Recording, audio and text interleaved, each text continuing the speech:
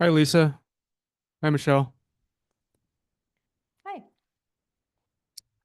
Hello. New faces. I don't think you guys have been here before. Nope. Welcome.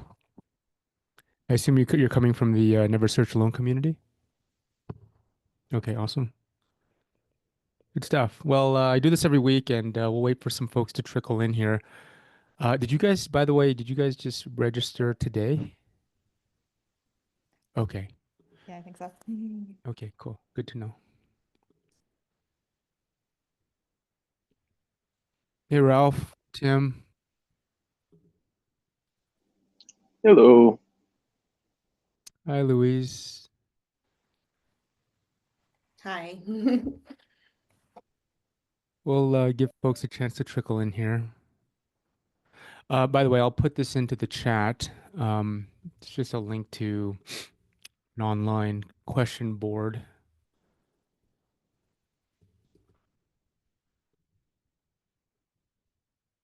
It's proven to be handy in the past, especially with larger groups. Hello, Jaime. Scott,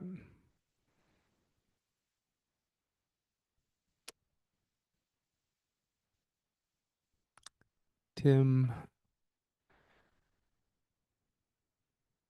I put a link to the question board in the chat there. If you guys have any burning questions you want to just drop in there, as we're waiting for folks to come in.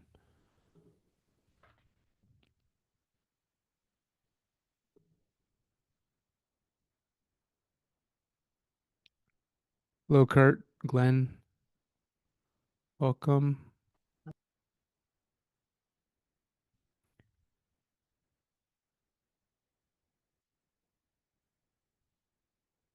Hi, Jonathan.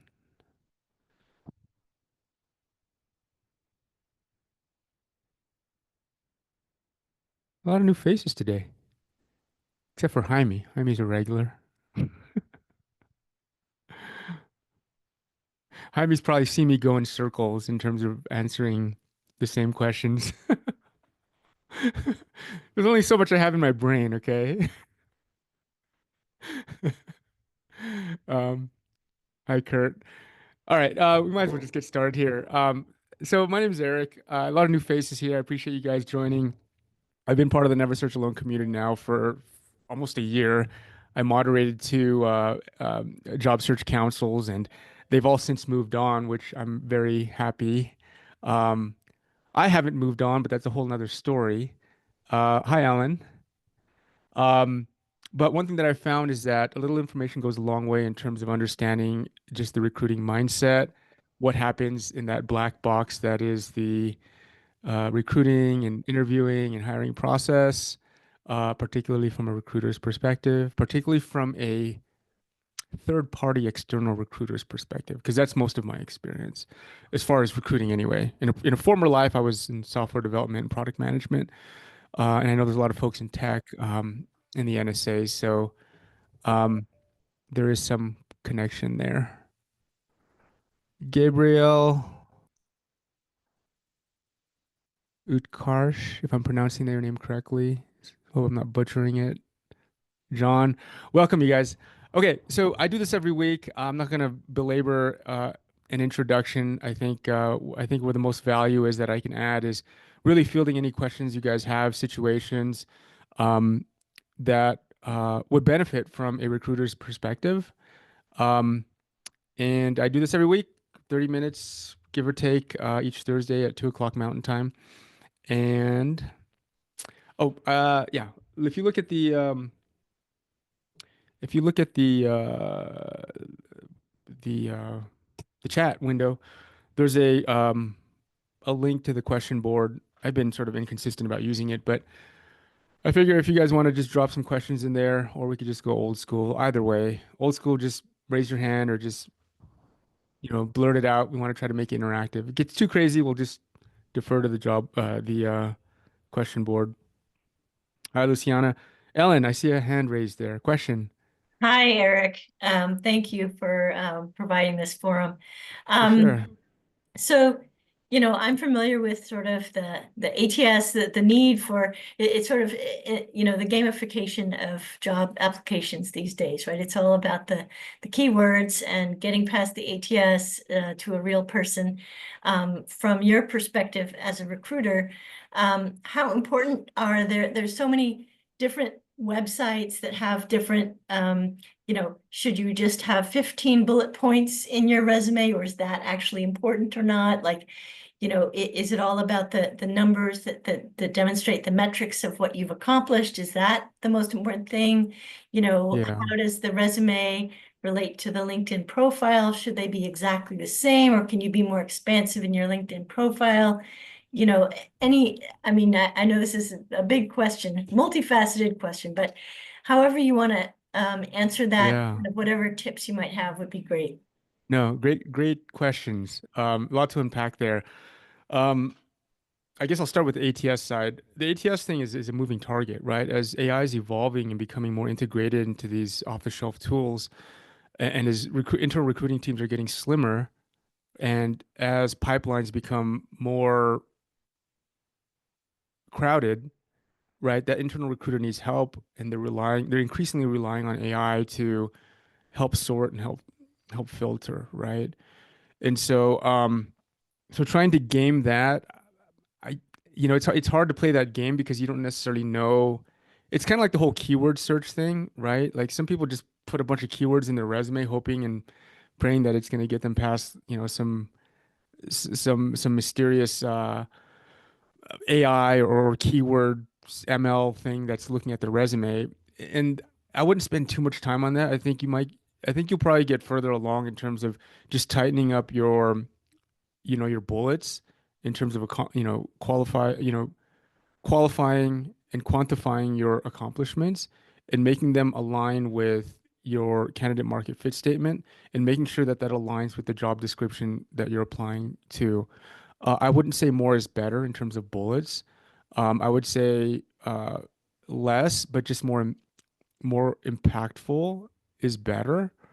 Um, so that's what I would say about the ATS thing. As far as resume and LinkedIn profile, generally speaking, when I as a recruiter, I usually, depending on how the person comes in to my desk, right? They may come in as an inbound applicant, or I might be sourcing on LinkedIn. In which case, the latter, I will see their LinkedIn profile before I see their resume. If they're coming in as an inbound applicant, then I will see their resume before I see their LinkedIn profile. But regardless, I tend to look at both, right? So if I get somebody's resume and I scan through it and I think, oh, this person is interesting, uh, more often than not, I'll try to find them on LinkedIn. And so if you can make that easy for the recruiter to find you on LinkedIn, so if you include a link to your LinkedIn profile on your resume, that's very handy. That's very helpful. I would highly encourage that. And then in terms of like, what's the difference between a LinkedIn profile and a resume? As a recruiter, I would prefer the resume, and this is generally what people do anyway, but I would prefer that the resume tends to be much more focused to the job that they are applying to. And I tend to prefer that the LinkedIn profile gives me more of a narrative, like a broader picture of the person. Um, so I don't expect the LinkedIn profile to be hyper or even that focused to the job that you're applying to, but I would expect that of the resume. So when I'm looking at the LinkedIn profile, what I'm expecting, what I'm hoping for is to get sort of a broader perspective of the person, right? What is that person into? What do they do in their spare time? Are they part of any volunteer organizations? Do they have any um, do they have any hobbies? Like the about section is one of the areas I tend to focus on when I look at a LinkedIn profile. And I would recommend writing that like in first person as if you're talking to somebody. Again, this is what I prefer, right? There's a million ways to do it, right? But this is what I prefer, and this is what I find leaves more of an impression on me, right? And it allows me to connect with the person, at least digitally, like on paper, right? On their LinkedIn profile. If I read an about section that's written in first person, and it's not just let your personality shine through there, right? Because a lot of resumes are void of personality. So when I'm going to the LinkedIn profile, I'm hoping for a little bit of personality. When you go through a bunch of resumes and LinkedIn profiles day after day, hour after hour, it gets kind of boring, right? And so if you can let a little bit of your personality shine in the about section of your LinkedIn profile, I welcome that. I welcome that because a lot of people, um, yeah, a lot of people don't do that. And when you do it and you do it well, for me, it leaves a bit of an impression. Um, was there anything else, Alan? So ATS, resume, LinkedIn profile. Yeah, this is great. I love hearing because I'm mostly getting contacted from recruiters who are looking at my LinkedIn profile first. So, it's great to hear what is attractive to you in a LinkedIn profile from your perspective. That's Okay. great.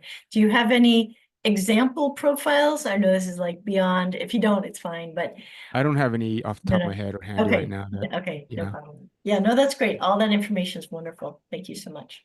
for sure. Gabriel. Hey Eric, good to see you again. On the LinkedIn side of things, for the about section, is there a certain like kind of like ideal flow you would like to see in terms of how something would be structured that'd be most helpful for you to understand a candidate? That's a good question.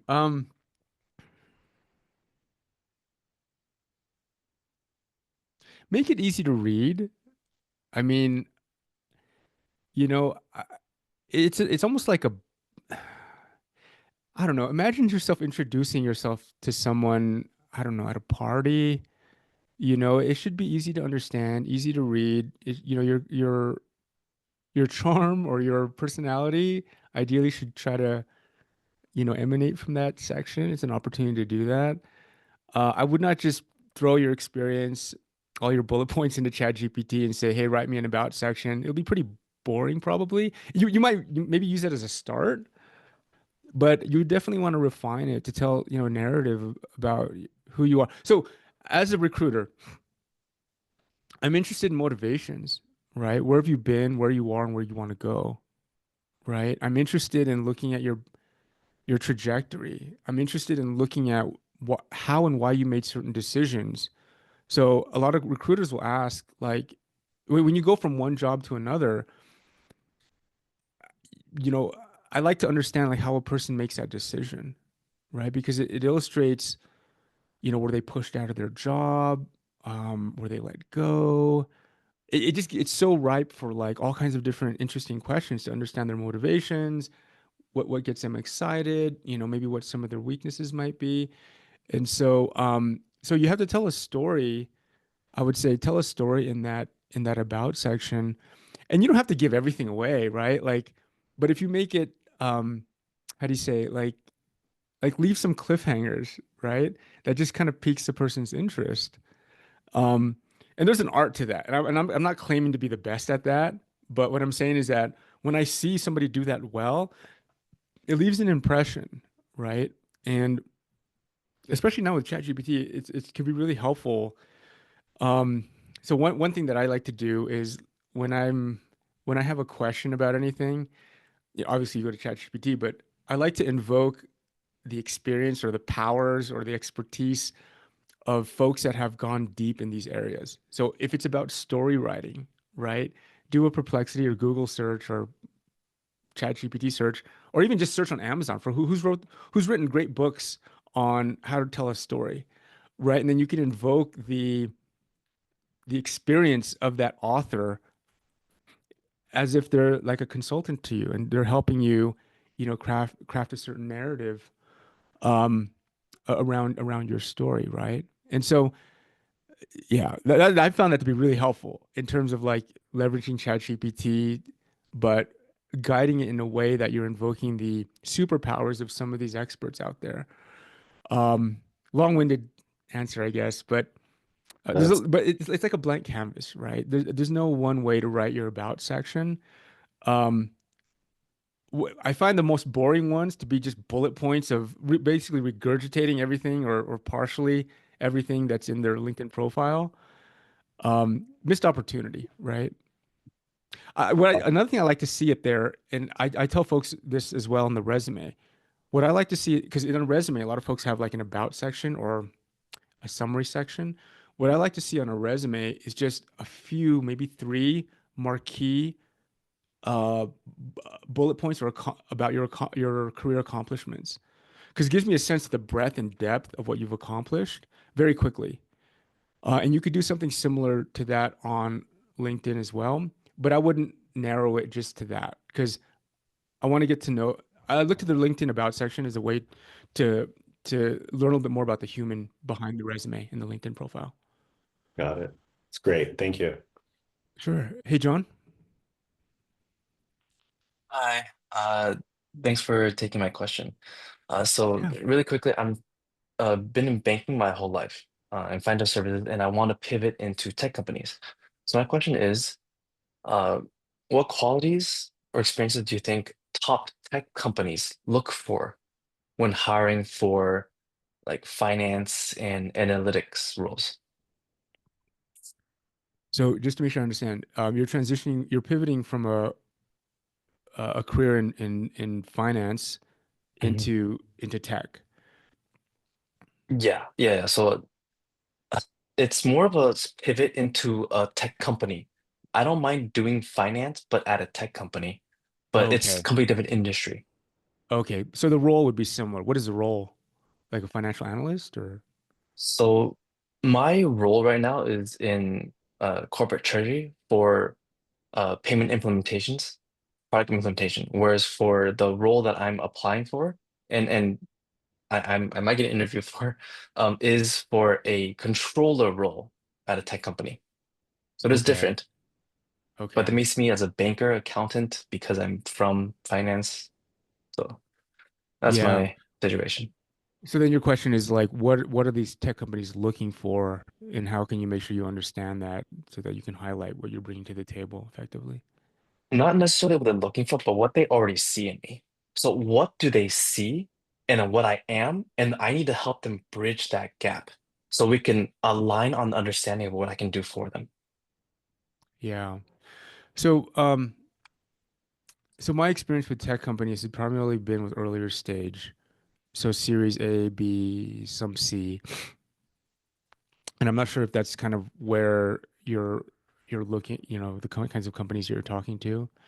Um, there is sort of this bifurcation of, big company person versus small company person.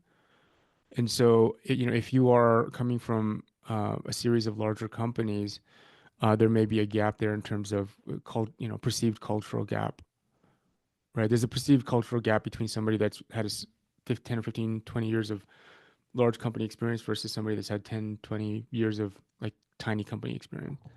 And so that's something that sticks out to me very quickly when I'm looking at prospective candidates. Pivots are not easy, so you have to be, Mm. you're competing with other people that are less risky for the Yeah. recruiter or the hiring manager to hire. So you have to sort of tread that delicately and make sure that you're really highlighting what you're bringing to the table, and get out in front of you have to anticipate their concerns, right? In terms of like where you might be falling short going from one industry to another. That would be my concern as a recruiter looking at you compared to other folks that have been in that industry. And I don't know the nuances of like, how important the industry experience is for a given company. Um, but it's something to think about because if it is, then you have to be able to address that concern. And I would, I wouldn't wait till the concern is brought up because sometimes Okay. Yeah. folks folks don't know what they're concerned about, especially folks that are like how do you say, maybe earlier in their career in terms of interviewing. And just because Mhm. somebody's further along in their career, they might still be a new hiring manager. And if they're a new hiring manager, they might not have as much experience in terms of what they're looking for. I mean, I say this because they might not even know what their concerns are. So they might be interviewing you and other people, but they might only realize their concerns later on. And Mhm. so I would recommend if there's a way that you can address concerns proactively, um, that for me, that would be really helpful, especially if I was recruiting on a new role, for example, and I didn't really know the nuance. Let's say I have a new role that I've never recruited on before, Mm. right? And let's maybe you're the first, second, or third person that I've ever interviewed. Um, there's a learning curve for a lot of recruiters, or even hiring managers. If they've never recruited for a particular role before, the first few folks that they're talking to, there's a learning curve, and they're learning about just the nuances of what to look for in the role. And so if you could be part of that learning curve in terms of helping them accelerate that, um, it would position you in a better light, but also, it'll help you sort of address those concerns while you have the airtime with them. Because you don't want the concerns to come up later. And they do come up later. It's inevitable. Mm. You can't squash every concern in one point of contact. But to the extent that you can squash most of them or address most of them, it'll put you in a better position. Okay. And then for those, I can just so I would look at the job description and kind of see what the concerns could be, and then try to address them proactively going into the interview. And then at the same time, would it be okay to ask them what they think the concerns may be during the interview? Or is that I always go cross that recommend line? this. The people Oh, that okay. are more Oh. so the people that are at so there's almost two kinds of candidates that I deal with. Candidates Mm, that are operating in this, I don't know what you can call this first level, and there's candidates that are operating on the first level plus this meta level. And what I mean by this meta level is that they'll ask questions that are related to the actual process, right? So they'll ask me questions about, have you talked where are you in your search right now? They're almost like a partner to me, right? Because I have a problem as a recruiter. My problem is I need to fill this position with the right person. I need to minimize my risk. I need to create a cohort of people that I can submit to my hiring manager that are super strong, right? And mm, that I'm able to make a strong case for, right? And so that's my problem. And to the extent that somebody's operating at that secondary level and helping me with that, to the extent that you can help your recruiter, solve their problem, to the extent that you can help the recruiter make a better case for you, to the extent that you can even, I've had some cases where and it's few and far between, right? I've had cases where candidates are like, you know what, I might not be the best fit for this role, but you know what, I have a colleague that I would highly recommend. You should talk to him or her. And I'm like, awesome, right? Like that's awesome. mm. And so it builds credibility with that person and it fosters sort of a longer term relationship with that person. And I've also had other cases, it's much fewer and far between, where they think that they're a good fit for the role, but they'll also recommend a colleague, right? And Okay. so I think highly of that person that does that, right? I mean, they might be introducing competition, for themselves, but Yeah. Yeah. I think highly of that person because they're operating at another level. It's not just them vying for this position, trying to get past me as a gatekeeper, right?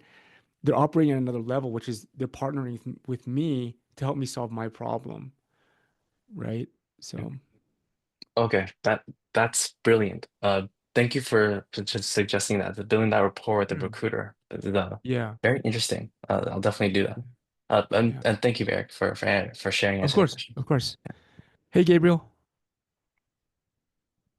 Hey, sorry. Another question on this topic as well. So, Yeah. a personal headwind I have is was at an enterprise group for just about a year and, took the risk and entered in the startup world a few years back. And I have pretty relatively short tenure. Like I have an experience where I was at startup for 7 months, then another one for a year and 4 months, and then most recently wrapped up another one for 10 months. And this has been really difficult because I know that just like optically, anyone looking at my LinkedIn profile or resume is going to see all these short stints, and that causes a lot of risk and concern for folks. I feel like whenever I'm able to get to the level where I explain it to a hiring manager or recruiter, they understand and they're willing to move forward usually. But I feel like there's this perception that's very hard for me to address unless I'm able to speak with someone. So I'm curious, tactics wise, if you think it's wise maybe on like an about section on LinkedIn or on my resume, if there's a way I should proactively address the elephant in the room, or how Yeah, should I should best go about it? totally. You should proactively address it. So when I look at a LinkedIn profile, when I looked at a resume, Hmm. one of the first things I scan for, I look for company titles, I look for role titles, and I look for, um, dates, right? How long was the person there, right? And so I'm doing this quick calculation in my mind to see like, how does it flow? And like you said, if there's short stints or a series of short stints, um, it's going to raise questions on my part. To the extent that you can address these questions, I think it would be helpful. And you don't have to explain everything, right? Because sometimes you're making a transition because the company was acquired. And maybe it's not even a transition. Maybe the company was acquired and then you just fold it into another company, but it looks like two separate companies, right? But you're still in the same role, same team, same everything, right? But just optically, it looks like you've jumped. And so addressing things like that, even with something as simple as company was acquired, right? It helps me as a recruiter understand the continuity or lack thereof in these transitions, right? So I would definitely recommend addressing it. So if you Got were, so if a company was acquired, if the company was divested, if they went under or lack of funding, um, those I think those are pretty easy. Um, if there was a riff, I mean, I would like to see that as well. Um, I'm just trying to think of the situation, like if you were let go, like if a person was let go, not as part of a broader riff, um, how it would be best to convey that? I don't know. I'd have to think on that a little bit. But again, like to the extent that you can address some of these continuity questions, um, because sometimes recruiters jump to conclusions, right. right? And they sometimes they assume the worst, and it's just like, oh, I'm comparing this person and this person. This person has a bunch of shorter stints, but this person doesn't. Okay, I'm going to lean towards this one. So sometimes that just happens naturally. So to the extent that you can sort of alleviate that concern that this person is a jumper or you're a jumper, um, it would be helpful, right? Mhm. Got it. That's great advice. Thank you. Yeah, sure. Let me see. I know there's some questions here. There's one question on the board here. How do you go about speaking to relevant jobs that are older than 15 years? Um, so again, as a recruiter, when I look at a resume, even if you have 15, 20, 25 years of experience, um, what I spend the most time looking at closely is, the experience over the last 5 to 10 years. You start going beyond 15 years, and I just don't look at it that closely. Generally speaking, right? Generally speaking, I don't look at it as closely, at least initially, right? So I don't know that more is necessarily better. I think in the case where, I like to use this example of like a consultant. Like if you're going to work with a consulting firm and just raw number of years is something that the consulting firm values because they can sell that to their clients, there might be some value there, right? It's like, oh, talk to Dave. He's got 20 years, 25 years doing, I don't know, right? So there might be some value in that. Um, but generally speaking, I tend to look at the things that are more recent, right? So what I'm saying is that I don't think it hurts to truncate your resume. I know that a lot of folks get a little sensitive about that. They feel like, well, they're not getting the whole picture of who I am. You know, no, more is not necessarily better. You know, so I hope that helps. Whoever asked that question. I have a Let's question. see. Oh, sorry. Yeah, Michelle, go ahead. I had a question pertaining to that. So it was a nice segue in. How long should your resume be then if you're tailoring it I'm thinking of like removing some of my work experience to condense it and tighten it up and make my resume shorter because I do go back more than 10 years with experience. Yeah. Um, is your concern like number of pages on your resume? Yes. Yeah. You know, I don't think the number of pages is too big of a deal. Like if you have meaningful content and Hmm. it's so the more of the same is not necessarily better, Okay. if that helps, right? Like the other thing too is like I wouldn't try to get your resume down to 1 or 2 pages. Like if you have 3 pages of solid, experience and, even the stuff that's, uh, from longer ago, if that stuff is adding value, add it on there. Because most people are not printing resumes out anyway. They're just scrolling through it on their laptop or desktop, right? So, trying to get it down shorter is not necessarily, I wouldn't say that's the sole objective. I think what you want to add to your resume is something that's just going to really give more perspective. And if it's just more of the same, the other thing, I should also mention this. The other thing too is that the ageism is real, right? If you have a resume that goes back to your experience back in the 80s, like I don't know how much that's going to add value. It might detract more than anything, right? Hmm. And so, yeah, yeah. So I hope that helps, right? It does, yeah, that does. And as far as I didn't know if like when it goes through the systems, if it like would kick out, it's like, oh, this is 3 pages long or whatever pages long, that it would be just like it would stop and like deter me if you're going through a screener, if I'm it's too I'm not long. familiar with any configurations or where ATS systems can be configured to like, oh, this resume is more than X number of pages, score it lower Mhm. or eliminate it. I'm not familiar. I haven't seen that. Okay. I haven't seen that. Okay. And I haven't even seen like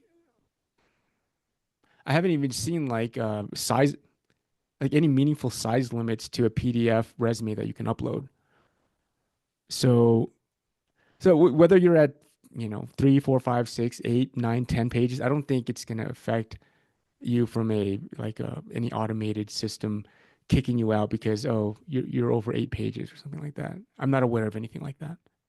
Yeah, I'm Matthew? not there. I'm not there. I'm not that, Yeah. it's not that big, but I was just wondering, it's been a concern because everything is just going through the ATS systems now that I just am trying to tighten it and remove and Yeah. really make it, crisp as possible. And I was just wondering if there's like a limit that's kicking it out, though. I do get a ton of recruiters calling me. So I don't think that that's really so much of a problem, but just something that's been in the back of my head. Just a quick show of hands. How many of you have sort of share that sentiment or that experience with Michelle in terms of, in the new year now, you're getting more activity in terms of callbacks? Is that trend going up or compared to last year? Yeah, a little bit. Okay. I'm sure it's Matthew, industry too, like what industries are yeah, hiring and yeah, Well, one is more than zero. infinitely. One is infinitely more than zero, right? Did you have a question, Matt? Yes, and I see a couple familiar faces here from yesterday's call, so I'll be quick. I'm doing fractional C-level work for a startup now. Fractional meaning I'm probably doing a day at most on like 40, so 5 to 10 hours per week for this group. Because startups do fail, and they fail at a fairly high rate. I am also seeking other jobs that are more aligned with my past career as program manager, senior principal program management.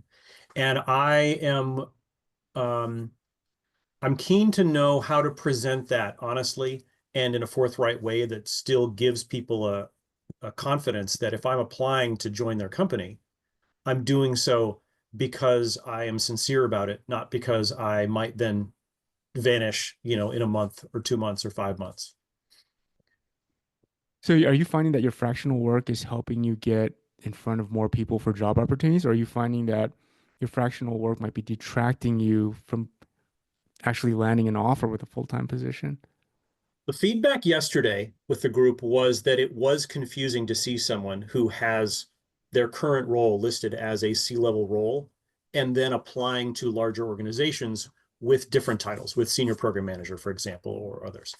And I can see why that would be. It's a different title, different size company, and I'm aware that it may give the impression that I'm not leaving behind the startup to join you. I'm doing that because I simply don't have enough that's pulling my time in right now. So I'm looking for other work as well. Yeah. So my first reaction to this is that I think generally, especially recruiters, they like to shortcut stuff and they can get kind of lazy. So to the extent that there's any confusion or Mhm. scratching of heads, like what is going on here, I think you want to minimize that for a recruiter or for a hiring manager, right? Because it may put you in a position where you get prematurely disqualified, right? And so, I mean, I suspect that's probably your sense anyway. Mhm. Um, but yeah, I can see that. For some folks, it's not obvious that, a C-level fractional position at a 20-person company may be equivalent in terms of scope and comp Mhm. to a director level role at a more established corporate large enterprise company, Mhm. right? And so yeah, there may be some off ramps where you could get prematurely disqualified. Um, what Well, I've think what of I've seen a lot of here's success. Oh, go Mhm. ahead. Yeah, the simplest question is, how would you even put that as a title? Should I be putting fractional there? Should I be putting such and such? Is there a way to make it easier for someone seeing that situation to know that's why I'm looking for other work? Because I Yeah. So may what? then hear back from people who do truly want someone who is less than 40 hours themselves, that they may not realize that that's a situation. So how would I present that? So I think the reality is right now that there's a lot of folks that are struggling to find their next full-time position. And Mhm. so I think, at least for me, like I have more tolerance for somebody that's been out of work for some time. Mhm. Like I wouldn't necessarily hold that against them. And also if they are being proactive and productive with their time, and it sounds like, ultimately you want to find a full-time position, but right now you're taking some fractional work. uh, Optically, it seems like that's something that's really constructive and productive use of your time in the meantime, right? So I would think good things of of that situation if you were to add that to your resume. And maybe that's just me. I would be able to connect the dots and understand or have some understanding of what might be going on. Um, but at the same time, there's a lot of other people that are maybe earlier in their career and they'll get confused. They're like, what's this person doing? Like fractional, they're a C-level person. Why are they applying to this director level role? Like it doesn't make any sense. And it might just not compute and they just might, okay, I'm moving on to the next person. So you run that risk too, right? Um, but for the person that is a little bit more experienced and can connect the dots, for me, like I see that there's value in what you're doing there. So maybe I mean, maybe that's also has to do with how you present the work that you're doing there, because Mhm. titles are one thing, but it's Mhm. also and titles are kind of a proxy for scope of accomplishments and target outcomes.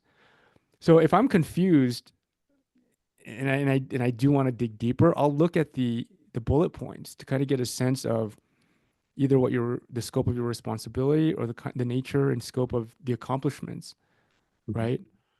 Because again, titles are a proxy for that. And so if I'm confused by the title, I will look to understand the scope of what you own and what you're delivering. So Are you okay seeing like fractional itself feels to me like jargon more than something you put on a resume. So is there a different way to say that that is fractional uh is a hot new word now. Like it's pretty common. I think before it yeah. was just like contract or contracting, but Mhm. fractional sounds fancy. I like the word. Okay. I think it's usually reserved for like higher level, C level, Mhm. you know, VP level kinds of roles. And where I've seen, I was going to say this earlier, where I've seen a lot of success is people, they leverage a fractional position to get another fractional position, and then they have a little mini portfolio of fractional 10 or 15 hour a week whatever positions, Mhm. and then eventually out of that mini portfolio, it's almost like a try before you buy on the part of the employer as well as the fractional person. And ultimately it's like there's, the person just starts gravitating, almost like you're dating, I guess, right? And then eventually it's like, okay, well, this seems like the right position. I'm going to ramp down these other fractional roles and I'm going to go full time with this role. So I've seen that as a common sort of pattern Mhm. in terms of people transitioning from fractional into a full time position. Mhm. So Hmm. but there's Okay, so there's a the word doesn't scare you when seen that fractional. way. Yeah. Or it doesn't seem like I mean, you can see it. You could see it as they're communicating that they're doing less time than they could do on this project. Therefore, they're open to more time on other things. Yeah, the word fractional doesn't scare me. There is a little bit of a stigma with contractors. Mm-hmm. So, and in my mind, as a recruiter, I differentiate fractional from contractors as fractional being higher level people. They're operating at a more of a strategic, consultative level, whereas contractors are like maybe lower rank and file, and they're brought in to execute on certain things, right? And so that in my mind, that's what I feel like is the difference between a contractor and a fractional person. There is a little bit of a stigma that I have, and I think it's fairly common across recruiters, is that if a person is a contractor, that they tend to like to continue doing contractor kinds of work, Mm-hmm. right? Because with contracting comes a lot of flexibility. Maybe I don't know, maybe they're corp to corp or something like that, and they just like that from a tax perspective. I don't know, right? Like, and so, and there's also a bit of a cultural thing too. So, like, transitioning from contractor, if you have a history of being a contractor for the past 5 or 10 years, and now you want to go W-2, there is a little bit of as a recruiter, I'll start asking questions, right? Like, what's motivating this? Like, why do you want to go full time, or why do you want to go W-2? You know, so I'll just start asking questions around that. But yeah, the word fractional doesn't scare me.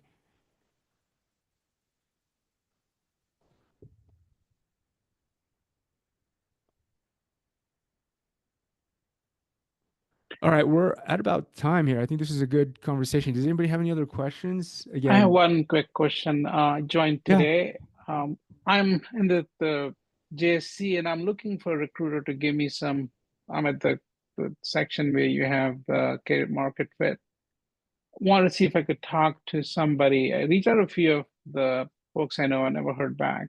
Any advice how to get to somebody?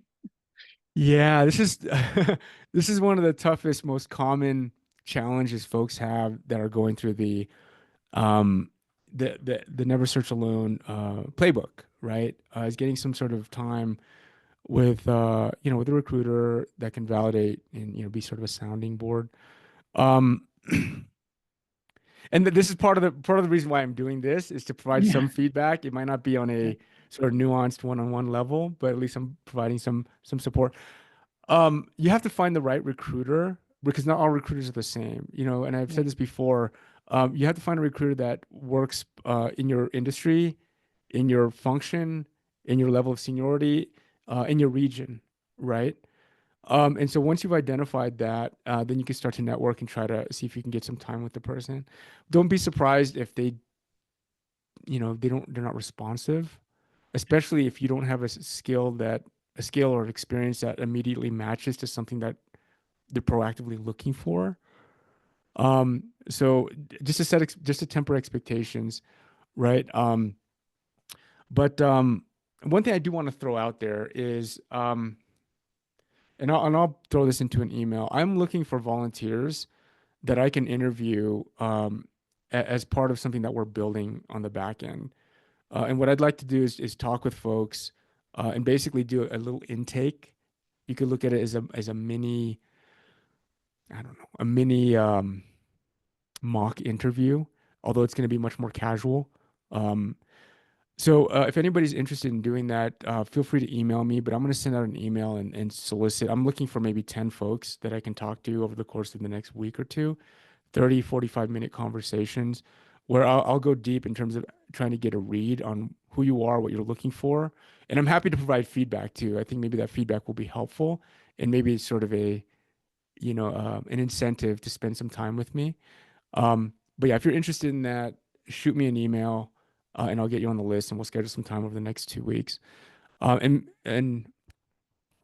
Utkarsh, am I pronouncing that Yes, correctly? yes, that's perfect. Thank you. Maybe that could be an opportunity for me to spend some Appreciate time that. with you. Thank you. So Great job. Thank you. for sure. Any other questions before we hop off here?